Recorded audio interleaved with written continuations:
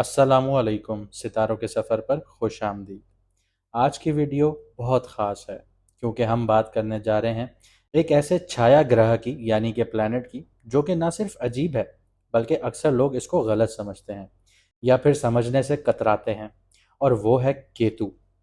केतु एक ऐसा छाया ग्रह है जो दिखाई तो नहीं देता लेकिन ज़िंदगी की गहराइयों में उतर जाता है। अब केतु एंटर कर रहा है सिंह राशि में यानी कि लियो में। सवाल ये है कि क्या ये आपकी कुंडली में कोई कार्मिक तूफान लेकर आ रहा है या फिर कोई रूहानी दरवाजे खोलने जा रहा है। आज हम समझेंगे कि केतु लियो में होने का मतलब क्या है। हर राशि के बारे में बात करेंगे, हर कुंडली के बारे में बात करेंगे और वीडियो के आखिर में मैं आपको रेमेडीज भी बताऊंगा कि केतु को पॉजिटिव कैसे किया जा सकता है। लेकिन उससे पहले हम जानेंगे कि केतु है क्या चीज़, किन चीज़ों को रूल करता है, कहाँ पर पॉजिटिव है और पॉजिटिव है तो क्या दे रहा है, और नेगेटिव कहाँ पर है, और अगर नेगेटिव है तो नेगेटिविटी में क्या दे रहा है आप लोगों को। आइए जानते हैं। वैदिक एस्ट्रोलॉजी के अकॉर्डिंग इसका जो नाम है वो केतु है। इसको एक कॉमेट भी कहा जा सकता है। यह डिटैचमेंट का ग्रह है। इसका जो एलिमेंट है फायर है, ठीक है। केतु रिप्रेजेंट करता है ट्रांसफॉर्मेशन को, इनर प्योरिफिकेशन को और शार्प परसेप्शन को। जिन लोगों को समझ में नहीं आई ये बात उनको मैं आसान लफ्ज़ों में समझाता हूँ। केतु जो है वो आपकी ज़िंदगी के पुराने पैटर्न्स को तोड़ता है, स्पेशली वो जो आपकी ग्रोथ के रास्ते में रुकावट बन रहे होते हैं। कभी ये बदलाव सडन होते हैं, जैसे जॉब लॉस हो जाएगी, ब्रेकअप्स हो जाएंगे, और इसके अलावा किसी भी चीज़ को लेके या किसी भी रिश्ते को लेके डिससेटिस्फैक्शन शो करेंगे, मुतमईन नहीं होंगे। लेकिन इसका असली मकसद जो होगा वो आपको अपना आप बनाना होगा। मतलब ये कि जो आप दुनिया को मास्क पहन के दिखाते हैं कि मैं ऐसा हूँ, एक दोहरी पर्सनालिटी अपनाते हैं, उससे बिल्कुल अलग आपको अपने आप में तब्दील करना होता है। जैसे राहु की सीरीज में मैंने आपको बताया था कि वो इल्यूजन्स क्रिएट करता है, केतु बिल्कुल उसके बरक्स चलता है और ये आपके अंदर के इल्यूजन्स को ख़त्म करता है। देखिए, बैठे बैठे कभी कभी इंसान बहुत परेशान होता है और वो सोचता है कि मैं कोई ऐसा काम कर लूँ जो बहुत इलीगल भी हो लेकिन पैसा आ जाए। लेकिन फिर अंदर से एक आवाज़ आती है कि नहीं, ऐसा नहीं करना। हाँ, रिलीजियसली अगर हम बात करें तो अल्लाह ताला ने हर किसी के अंदर एक ईमान की शम्मा जलाई होती है। अब वो जो दिया जल रहा है वो हवा के कारण फड़फड़ा रहा है, ठीक है, आग फड़फड़ा रही है। अब आप किसी बुरे काम की तरफ जाते हैं तो वो तेज़ी से फड़फड़ा रही होती है कि बुझ ना जाए। आपको ये ख़तरा होता है कि मेरा ईमान ख़त्म ना हो जाए, तो आप बुरे काम से रुक रहे होते हैं। जिन लोगों का ईमान मजबूत होता है, जो लोग नमाज़ पढ़ रहे होते हैं या अपनी रिलीजियस एक्टिविटीज़ बहुत ज़्यादा फॉलो कर रहे होते हैं, उनमें सब्र का मादा बहुत ज़्यादा होता है। तो ये केतु है जो ये आपके अंदर डेवलप करता है चीज़ें, आपके अंदर के जो इल्यूजन्स हैं उनको ख़त्म करता है ताकि आप अपने असली आप से सामना कर सकें। इसके अलावा केतु जो है वो शार्प परसेप्शन देता है, तेज सोच देता है, तीसरी आंख खोल देता है इंसान की। कई दफ़ा आपने अपने बुजुर्गों को देखा होगा या आप में से कुछ ऐसे लोग होंगे जो ये बैठे बैठे समझ जाते हैं कि अगला जो मेरे साथ बात कर रहा है या कारोबार कर रहा है वो किस नीयत से कर रहा है। उनकी छठी हिस्स एक्टिव हो जाती है, साइकिक सेंस बहुत तेज हो जाती है, डीप इंसाइट होती है, वो बहुत चीज़ों को गहराइयों में सोचते हैं। ये केतु की वजह से होता है। आपको लोगों के इरादे समझ में आ जाते हैं, उनके बिना कहे सिर्फ वो बात कर रहे होते हैं, आप उनके इरादे परख लेते हैं। आपकी छठी हिस्स बहुत ज़्यादा स्ट्रांग हो जाती है। ख्वाब में अक्सर लोगों को ये भी होता है कि वो ऐसी चीज़ें देख लेते हैं जो फ्यूचर में उनके साथ हो रही होती हैं। डेजा वू वाली सिचुएशंस हो जाती हैं। स्पिरिचुअल सिग्नल्स जो होते हैं उनको बहुत ज़्यादा स्ट्रांग मिलते हैं। ये चीज़ें केतु दे रहा होता है। केतु की वैसे तो कोई फिजिकल फॉर्म नहीं है, लेकिन ज्योतिष शास्त्र में या फिर वैदिक एस्ट्रोलॉजी में इसको धड़ कहा जाता है। जैसे राहु जो माइंड कहा जाता है, दिमाग कहा जाता है, मुंह कहा जाता है, इसको धड़ कहा जाता है। शरीर है बिना मुंह के। केतु को जो शर्फ होता है वो स्कॉर्पियो में यानी कि वृश्चिक राशि में या धनु राशि में होता है, और ये जो नीच का होता है ये वृषभ राशि या फिर जेमिनी में भी हो सकता है।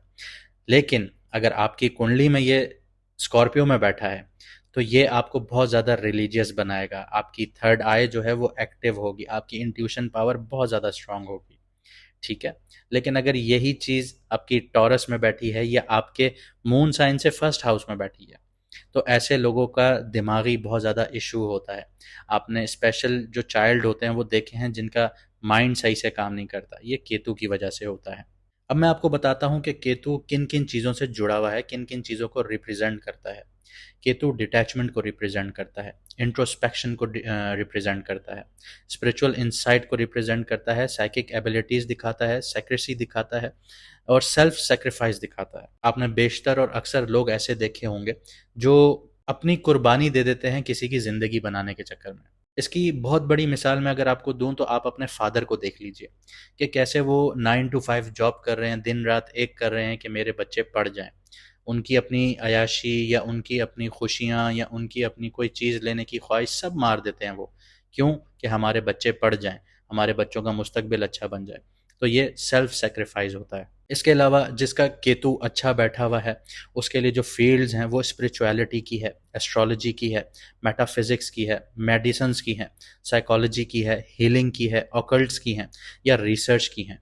इसके अलावा केतु अगर हेल्थ वाइज देखा जाए तो ये आपकी रीढ़ की हड्डी, आपके नर्वस सिस्टम, क्योंकि देखें जैसे मैंने आपको कहा कि फर्स्ट हाउस में बैठा है तो दिमागी लिहाज से इंसान का दिमाग प्रॉपर वे में काम नहीं करता या प्रॉपर वे में ग्रो नहीं करता।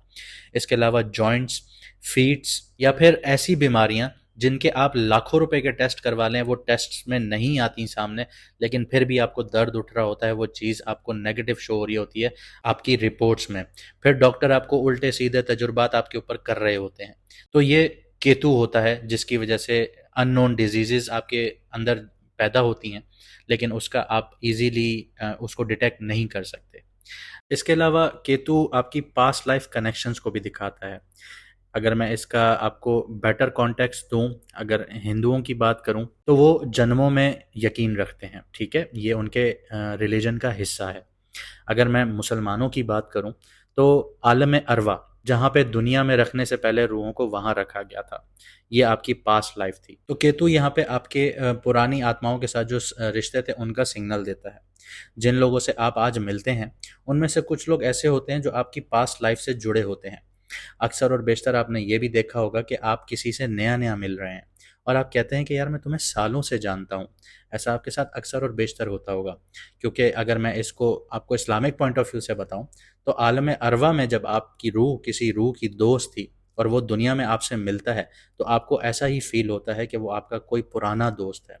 ये केतु रिश्ते एक्टिवेट करता है, लेकिन इनसे आपका जो रिश्ता है या तो अधूरे रह जाते हैं या फिर टेस्ट बन जाते हैं।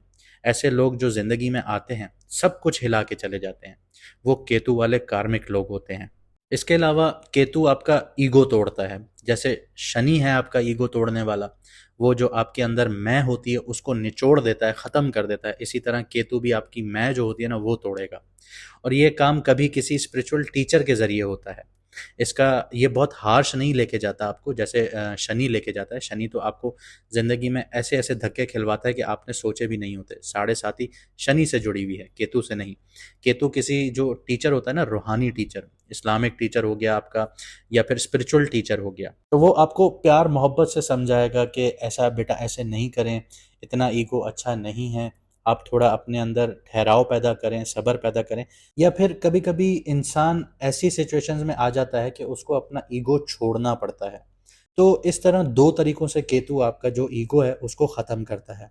लेकिन यहाँ पे मैं आपको ये चीज़ भी बता दूं कि केतु आपको हमेशा सिखाता है, लेकिन ट्रेडिशनल तरीके से कभी भी नहीं सिखाएगा। जैसे एक गुरु आपको सिखा रहा है ना चीज़ के क्लास में बैठ के कि बेटा ए लिखा हुआ है ए पढ़िए, नहीं, ये ऐसे नहीं सिखाएगा। ये लाइफ में इतने गंदे एक्सपीरियंस भी आपको दे सकता है कि आप उनसे सीखना शुरू हो जाते हैं। बहुत टफ सिचुएशंस आपके लिए खड़ी हो जाती हैं। ज़िंदगी के ऐसे ऐसे इवेंट्स आप लोग एक्सपीरियंस करते हैं कि आपके अंदर खुद ब खुद ठहराव पैदा शुरू हो जाता है, ठहराव आ जाता है, सब्र आ जाता है। तो ये सारी चीज़ें केतु देता है।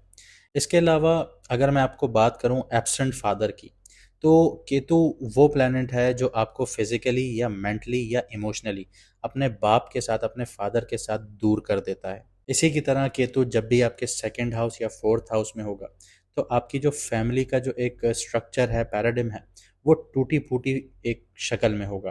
कहने का मकसद ये है कि आपका आपकी फैमिली के साथ जो कनेक्शन है वो या तो कोल्ड होगा या फिर रूटलेस होगा। इसी के साथ साथ Ketu second four eighth house में है, तो केतु खानदानी प्रॉपर्टी को भी शो करता है। अगर आपकी खानदानी प्रॉपर्टी है या एंसेस्ट्रल एसेट्स हैं तो आपको उनसे छुपी हुई कोई बातें सामने नजर आएंगी। कि कभी कभी किसी के पास इस तरह भी हो जाता है कि आपके बाप दादा ने विल बनाई थी, वो विल में आपका नाम था ही नहीं, लेकिन आप सारी ज़िंदगी ये समझते रहे कि मुझे ख़ानदानी प्रॉपर्टी मिलने वाली है। तो इस तरह की छुपी हुई बातें भी सामने आ जाती हैं, डिस्प्यूट्स भी आ जाते हैं प्रॉपर्टी के ऊपर। कभी कभी लीगल या स्पिरिचुअल रीजंस की वजह से वो प्रॉपर्टी आपके हाथ से चली जाती है। इसके अलावा केतु यहाँ एक डिटैचमेंट क्रिएट कर रहा होता है, जैसे किसी चीज़ के होने के बावजूद उसका फ़ायदा नहीं मिलता। आपके पास विरासत में करोड़ों रुपए की प्रॉपर्टी है, लेकिन आप उससे फ़ायदा ही नहीं उठा पा रहे, या फिर आपके नाम हुई लेकिन हाथ से निकल गई। आपके नाम होते ही आपके बच्चों के नाम चली गई, या आपकी बीवी के नाम चली गई, या आपकी माँ के नाम चली गई, या किसी और के नाम चली गई। इस तरह की भी सिचुएशंस केतु क्रिएट कर देता है। इसके अलावा केतु की जो बेसिक नेचर है ना, वो डिटैचमेंट की है। वो डिटैचमेंट किससे है? मटेरियलिस्टिक चीज़ों से है, दुनिया की मोह माया से है। और केतु जब भी आपके सेकंड, 11th या 6th हाउस में है, तो ऐसे इंसान को मटेरियलिस्टिक जो चीज़ें होती हैं ना, उनकी लालच नहीं होती, या फिर उसे पैसा मिलता भी है तो उसका इंटरेस्ट लूज हो जाता है। आपके साथ अक्सर और बेशतर ऐसे लोग होंगे जिनका पैसों से रिलेटेड कोई इंटरेस्ट ही नहीं होगा। वो कहते होंगे ठीक है, लेकिन उनकी ज़िंदगी में पैसा वैसे ही आ रहा होगा, और जो पैसे के पीछे भाग रहा होगा उसके पास पैसा ही नहीं आ रहा होगा। ये सिचुएशंस केतु क्रिएट करता है। केतु कहता है तुम मुझे डिटैचमेंट दो, तुम्हें सब कुछ मिल जाएगा, क्योंकि ये अल्लाह का बनाया हुआ निज़ाम है। वो आपसे यही चाहता है कि दुनिया में मोह माया से हट जाइए, आपको सब मिल जाएगा। आप उसके पीछे आइए, उसकी इबादत कीजिए। तो ऊपर वाले का निज़ाम आपको इसी तरह सपोर्ट करेगा। इसके अलावा केतु की जो अच्छी बात है वो ये है कि वो इंसान को ऐसा बना देता है कि वो स्पिरिचुअल डोनेशंस बहुत ज़्यादा करता है। जैसे मस्जिद में चंदा देना या मंदिरों में चंदा देना। इस तरह जो लोग होते हैं ना, वो उनका केतु बहुत ज़्यादा एक्टिव हुआ हुआ होता है 9, 12 और 4th हाउस में। इसके अलावा जो मैंने बात की कि केतु जो है वो डिटैचमेंट दिखाता है, साथ ही साथ ऐसे लोग जो पैसों से डिटैच हो जाते हैं, इसके बिल्कुल बरक्स में अगर जाऊं, 8th हाउस में चला जाऊं, तो वो ट्रांसफॉर्मेशन का घर है, किसी चीज़ को ख़त्म करने का और शुरू करने का। 8th हाउस है, ठीक है। वहाँ पे अगर केतु है तो ये आपकी आइडेंटिटी को भी ख़त्म कर देगा और एक नया आदमी आपको बना देगा। जैसे आपने ये सुना होगा कि यार ये तो पहले बहुत ऐसा बंदा था, लेकिन अब तो बिल्कुल रिलीजियस हो गया है।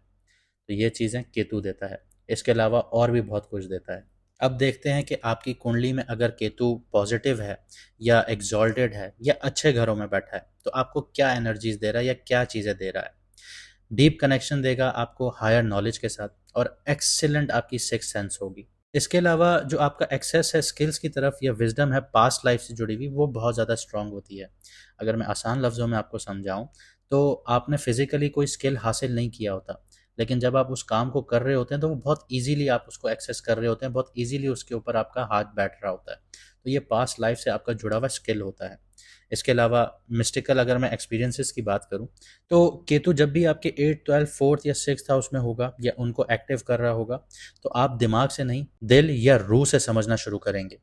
ये तजुर्बे कभी कभी ड्रॉने भी होंगे या कभी कभी डिवाइन भी लगेंगे आप लोगों को। साथ ही स्पिरिचुअल रैम के साथ या बहुत ज़्यादा सटल कनेक्शन महसूस करना शुरू हो जाएंगे आप लोग। अगर मैं आपको एक मिसाल दूं कि कभी कभी सपनों में या फिर आप लोग बैठे हुए होते हैं, आपका माइंड कहीं और चल रहा होता है, तो आप फिजिकली ना अपनी बॉडी से बाहर निकल कर ट्रैवल कर रहे होते हो, जैसे किसी और डायमेंशन में घूम रहे हो, किसी और प्लेस पर घूम रहे हो। तो इस तरह की चीज़ें आपके साथ बहुत ज़्यादा होना शुरू हो जाएंगी। आपको ऐसी इमेजेस, लोग या इवेंट्स का विजन आ रहा होगा जो बाद में सच हो रहा होगा, जैसे डेजा वू वाली सिचुएशंस होती हैं। आप लोग बैठे होते हैं, आप लोग कोई चीज़ देखते हैं, सोचते हैं, समझते हैं, आप कहते हैं यार ये तो मेरे साथ कुछ दिन पहले हुआ था, लेकिन कुछ दिन बाद हो रहा होता है आपके साथ।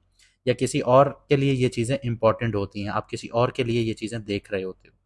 आपके सपने सिर्फ इमेजिनेशंस नहीं होते, वो गाइडेंस होती हैं आपके लिए, वार्निंग्स होती हैं, या डीपर मैसेजेस होते हैं आपके लिए। कभी कभी आपको लगता है कि कोई रूहानी टीचर या आत्मा आपसे बात कर रही है। तो ये चीज़ें केतु के पॉजिटिविटी की एक निशानी होती है। इसके अलावा जो फील्ड्स केतु सपोर्ट करता है वो मेडिकल फील्ड्स में बहुत ज़्यादा कामयाबियाँ दिलाता है, साइकोलॉजिकल फील्ड्स में दिखाता है, या फिर एसोटेरिक फील्ड्स में दिलाता है। एसोटेरिक फील्ड्स वो फील्ड्स होती हैं जो हर किसी को समझ में नहीं आती। सरफेस पे इसकी नॉलेज कभी भी समझ में नहीं आएगी। इन्हें समझने के लिए अंदर की आंख को, थर्ड आई को खोलना होगा, और खामोशी से आपकी छठी हिस्स इसके लिए बहुत ज़्यादा ज़रूरी होगी। देखें, एसोटेरिक जो सिचुएशंस होते हैं या तजुर्बे होते हैं ना, ये लॉजिकल माइंड से कभी भी समझ में नहीं आते। इसके अलावा जो पॉजिटिव केतु की जो निशानी है वो एबिलिटी है आपकी कि आप मटेरियलिस्टिक जो चीज़ें हैं उनसे डिटैच हो जाते हैं, उनसे ऊपर के हो जाते हैं, आपके लिए मायने ही नहीं रखती। यहाँ पे हिडन गेन्स भी मिलते हैं इंसान को केतु की वजह से। वो क्या है कि सडनली आप स्पिरिचुअली बहुत ज़्यादा ऊपर चले जाते हैं या मटेरियली आपको अपलिफ्टमेंट मिल जाती है, लेकिन अनकन्वेंशनल तरीकों से। अब देख लेते हैं कि केतु नेगेटिव है या कहीं नीच का बैठा है या किसी मैलेफिक प्लैनेट के साथ नज़र बना रहा है तो आपको क्या दे रहा है। केतु आपको मेंटल डिटैचमेंट देगा, आइडेंटिटी क्राइसिस दे सकता है, जैसे मैंने आपको बोला कि दिमाग प्रॉपर ग्रो नहीं करता। इसके अलावा आपका जो एम होता है ज़िंदगी का, ये एमलेसनेस कर देता है आप लोगों को। इसके अलावा आपका जो ऑटो इम्यून सिस्टम है उसमें बहुत ज़्यादा इश्यूज आते हैं, आपका इम्यून सिस्टम बहुत ज़्यादा वीक होता है। इसके अलावा मिस्टीरियस ऐसी बीमारियां आती हैं जो किसी भी रिपोर्ट से सामने नहीं आ रही होती। इसके अलावा जो रिलेशनशिप की मैं अगर बात करूं तो आपका रिलेशनशिप बहुत ज़्यादा ठंडा होता है, डिटैचमेंट होती है, डिस्टेंस होती है, अप्रोच होती है, प्यार नहीं होता। आपका बंदा पार्टनर साथ तो है लेकिन आपको उससे प्यार नहीं हो रहा। फैमिली में रिफ्ट्स देखी जाती हैं। इसके अलावा स्केपिज्म का शिकार होता है ऐसा इंसान, हर चीज़ से भागने की कोशिश करता है, कोई भी अपनी जो जिम्मेदारी होती है उसको नहीं उठाता। अकेले रहने का रुझान बहुत ज़्यादा पाया जाता है ऐसे इंसान में। वो सबसे अलग रहना चाहता है और अपनी जो रियलिटी है ज़िंदगी की उससे भागता है। इसके अलावा पैरानोया का शिकार होता है, बहुत ज़्यादा डरता है, बहुत जिन भूत चुड़ैल इन चीज़ों से बहुत ज़्यादा डर रहा होता है। स्पिरिचुअली बहुत ज़्यादा डिलूजन्स का शिकार होता है और हेलुसिनेशन का भी बहुत ज़्यादा शिकार होता है। मतलब अजीब अजीब चीज़ें उसके दिमाग में चल रही हैं, उसको समझ में नहीं आ रही हैं, डर रहा है, खौफ आ रहा है, सबकॉन्शियस माइंड एक्टिव है, तो ये इस चीज़ का भी केतु शिकार करता है। इसके अलावा कन्फ्यूजन के थ्रू ना ऐसे इंसान को पैसे का बहुत ज़्यादा नुकसान होता है, फाइनेंशियली भी होगा, सोशल सेटबैक्स भी देखने को मिलेंगे। उसकी वजह मिसअंडरस्टैंडिंग बनेगी या एंगेजमेंट ना होना बनेगी। अब देखते हैं कि केतु का असर आपकी कुंडली पर क्या है। अब देखते हैं कैंसर मून साइन वालों को, यानी कि कर्क राशि यानी कि बुर्ज सरतान वालों को। कैंसर वालों के सेकंड हाउस में केतु ट्रांजिट कर रहा है, जो कि काफ़ी इंटरनल चर्निंग लेकर आ रहा है। सेकंड हाउस फैमिली का है, पैसे का है, वैल्यूज़ का है और स्पीच का भी घर है। और जब केतु यहाँ आता है तो इंसान इन चीज़ों से अलग या डिसइंटरेस्ट डेवलप करता है। सेकंड हाउस आपका फायरी साइन है, यानी कि लियो है, और इसका मालिक सूर्य है, सन है, जिसे अथॉरिटेटिव और ईगो बेस्ड नेचर का मालिक है। इसी के साथ साथ केतु सन के ही नक्षत्र में आ रहा है, जो कि डबल पावर में आ रहा है। केतु आपकी मटेरियल वैल्यूज और आइडेंटिटी को बर्न करेगा। ये ट्रांजिट आपको पूछेगा कि तुम पैसा कमा क्यों रहे हो, फैमिली का मतलब सिर्फ ब्लड रिलेशनशिप है या कुछ और भी है। करियर और फाइनेंस के हवाले से बात करते हैं। फाइनेंस एरिया में ये समय डिटैचमेंट और कन्फ्यूजन्स लेके आ सकता है। आपको लग सकता है कि आप कमा तो रहे हैं लेकिन उसमें आपकी जो रूह की सेटिस्फैक्शन है वो मिसिंग है। पैसा रुक सकता है या अनएक्सपेक्टेड खर्चे आ सकते हैं। केतु आपके 10th हाउस को भी एक्टिव कर रहा है, तो आपकी करियर चॉइसेस को स्पिरिचुअली चैलेंज कर रहा है। शायद आपको लगने लगेगा कि कॉर्पोरेट या ट्रेडिशनल जॉब में मीनिंग नहीं रहा। कुछ लोग कंसल्टिंग, एस्ट्रोलॉजी, हीलिंग या टीचिंग जैसे अल्टरनेटिव करियर्स की तरफ भी अट्रैक्ट हो सकते हैं। या फिर आपके अंदर ये वाला भी एक रुझान पैदा हो सकता है कि मैं बैंक में जॉब कर रहा हूँ, यहाँ पे हराम हलाल का कॉन्सेप्ट बहुत ज़्यादा है, बैंक का तो काम ही हराम का है, इंटरेस्ट बेस्ड का है। तो इन चीज़ों में भी आपकी एक दिमाग की विंडो ओपन हो जाएगी।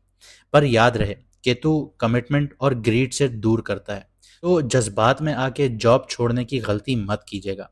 इसके बरक्स यानी कि इंस्टेड इनर अलाइनमेंट और लॉन्ग टर्म विजन्स पर फोकस कीजिएगा। लव और रिलेशनशिप्स पर आते हैं।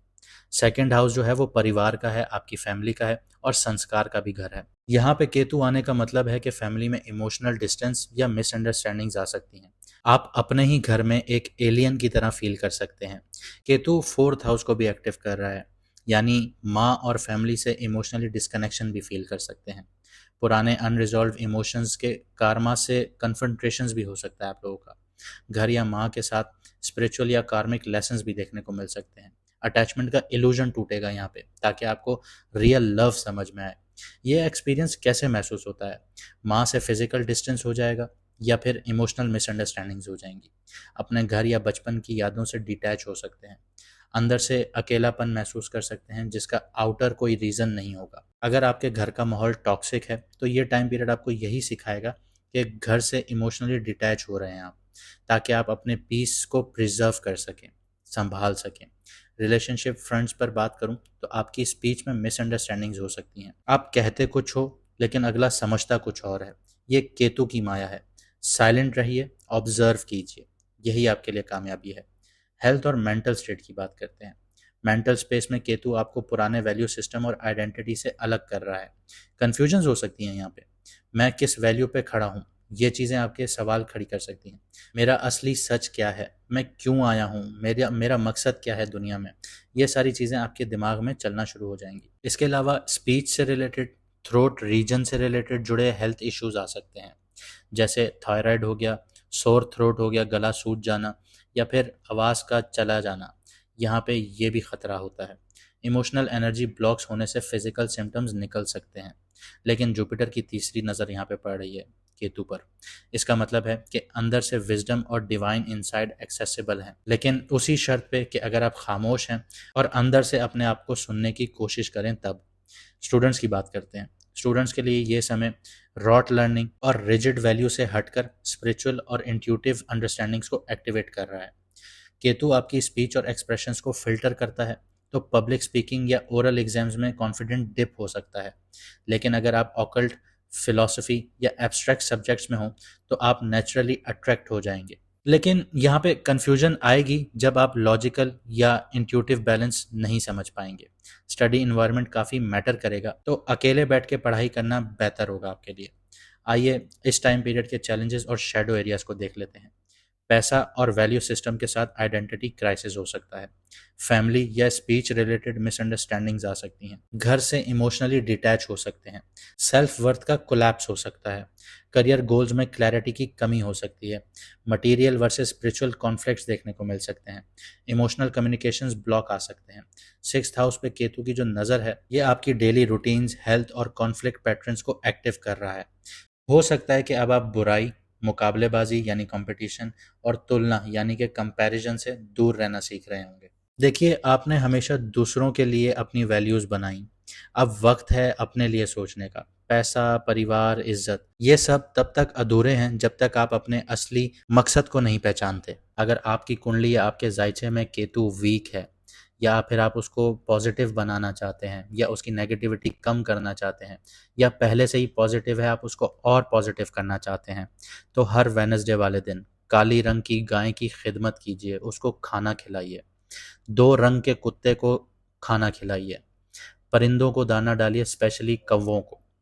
इसके अलावा जो बहुत इंपॉर्टेंट चीज़ है ना, माजूर शख्स या डिसेबल इंसान की खिदमत कीजिए।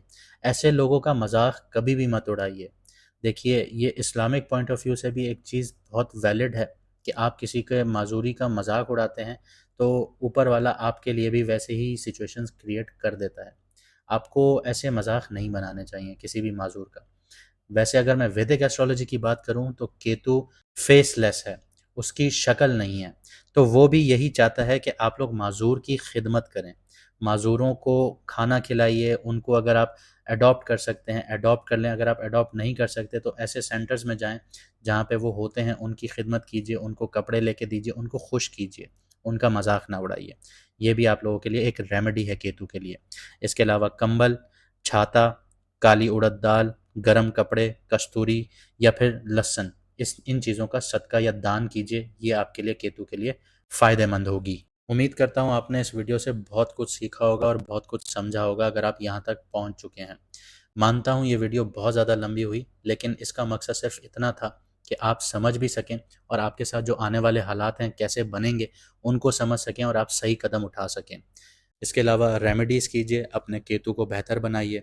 मुझे दीजिए इजाज़त, मिलते हैं अगली वीडियो में सितारों के सफ़र पर।